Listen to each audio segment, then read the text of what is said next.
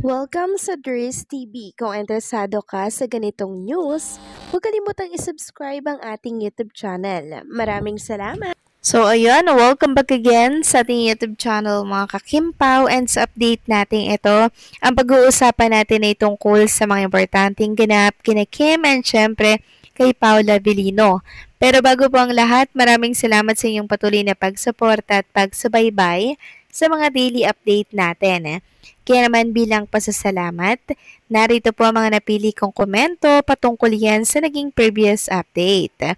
Unang komento mula po ito kay Ginang Gloria de la Peña. Sabi niya, para sa akin matagal nang ipinakilala ni Paulo si Kim sa pamilya niya sa Baguio. I remember last interview sa kapatid ni Pau last time sa movie ng Kim Pao at merong binigay na gift ang fan para kay Kim. At ang sabi ng kapatid, ibibigay niya yon kapag umakyat sila or kung sino maunang bumaba sa Manila. Meaning, kilala na nila personally si Kim. Yes po.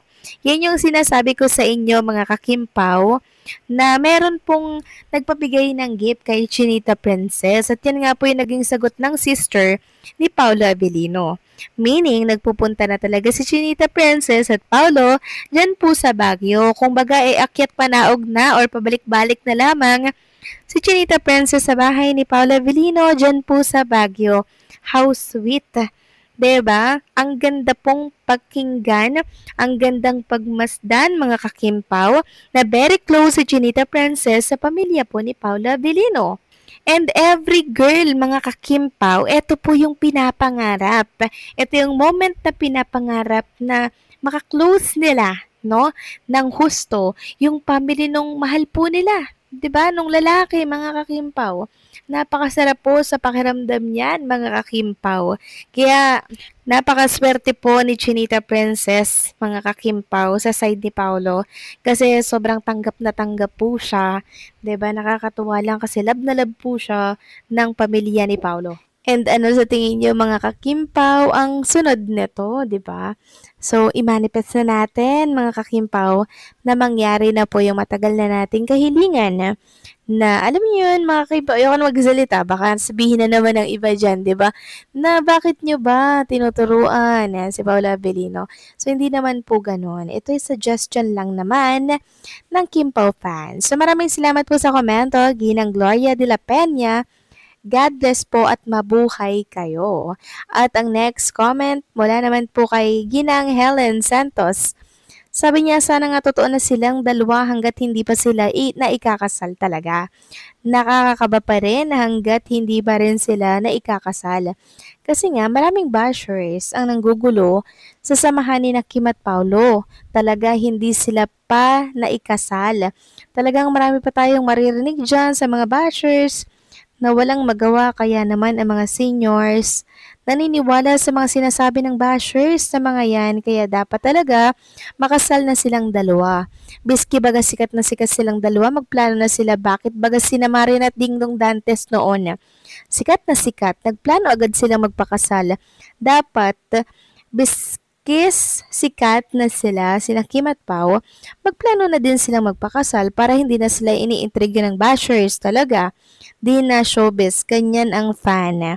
Hindi kayo nakakasal, maraming gusto talagang paghiwalayin ng dalawa. Ipakita na talaga nila na sila ay ikakasal na. Maniniwala lang kami talagang magpapakasal na silang dalawa. Payag naman ang mga fans nila maski silang mag-asawa na. Hindi namin sila iiwan. Ako, maraming salamat po sa komento, Ginang Helen Santos, and syempre sa pagsuporta kay Kim and Paolo Avellino. Sana nga po makasal na silang tunay. So maraming salamat sa komento. God bless po at mag-iingat kayo lagi. So eto na nga, pag-usapan na natin mga kakimpaw ang mga topic na nakalap natin sa oras na to. At tunahin na nga natin pag-usapan ng tungkol dito sa pagtulong ni Chinita Princess sa hospital na binalikan po ng mga netizen. Sabi nga dito sa write-ups, kung mayroong ilang artistang hindi ipinangangalandakan o nagbibida ng kanilang pagtulong sa kapwa, isa rito si Kim Chiu. Naungkat na naman ang tahimik na pagtulong ni Kim sa isang ospital nang magbalik tanaw ang isang dating staff dito sa kanyang nalamang katotohanan sa pagiging matulungin ng aktres. Ibinahagi ng isang ex-account user na si Attorney Kia 21 ang hindi makalimutang alaala nag-donate daw si Kim sa kanilang hospital. Nag-ugat ang baliktanaw ng netizen sa hospital mula sa papuri ng Kim Paulancha kay Kim dahil napasaya raw nito ang staff at crew ng kanilang set sa ginagawang serye. Sabi ng nag-post na ito sa X-Media, ang dami na namang napasaya sa staff and crew ni Kimi. Grabe ang puso mo, Kimi. Kaya naman blessed ka. We love you. So, sabi pa ng isa dito, ang post na ito, ang ginamit na punto ni Attorney Kia para ibida naman ang ambag ni Kim sa dating pinasukang hospital. Sabi niya, I'll never forget the time when Kimi quietly donated to our hospital where I used to work during pandemic. This girl will never run dry in any aspect of her life because she knows how to give without expecting anything in return. And somehow, everything she gives finds its way back to her 1,000-fold. You're such a blessing, Kim Izu. Sarap mong suportahan. Grabe, nakakataba naman ng puso ito, no? Biruin mo, hindi ko alam yan mga kakimpaw. Pero ngayon lang naglalabasan dahil po sa mga ibinubuking po ng mga taong nakakasaksi ng pagtulong niya. Grabe, Chinita Princess, no?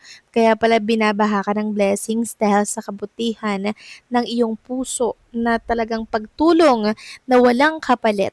Grabe ko dos talaga kay Chinita Princess.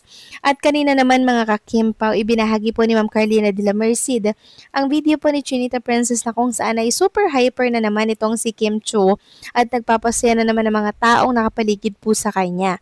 Paano ba naman kasi ang suot niya pong parang long sleeve ba to or jacket-jacket. Inalis niya po yung kabilang kamay doon sa jacket niya, no? Tapos, ilagay niya po doon sa may tummy niya para bang naglalaro siya mga kakimpaw, no?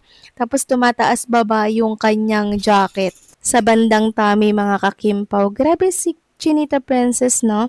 Ang daming energy kahit napagod maghapon. Nakakatuwa siya mga kakimpaw. Kaya yung mga kasama po nila na staff and crew, mga artista sa set, hindi po napapagod. Hindi po, alam niyo, hindi po nila nararamdaman yung pagod nila pagkasama po si Chinita Princess. And also bukas may dapat tayong abangan. Bukas, November 4 sa Trinoma yun.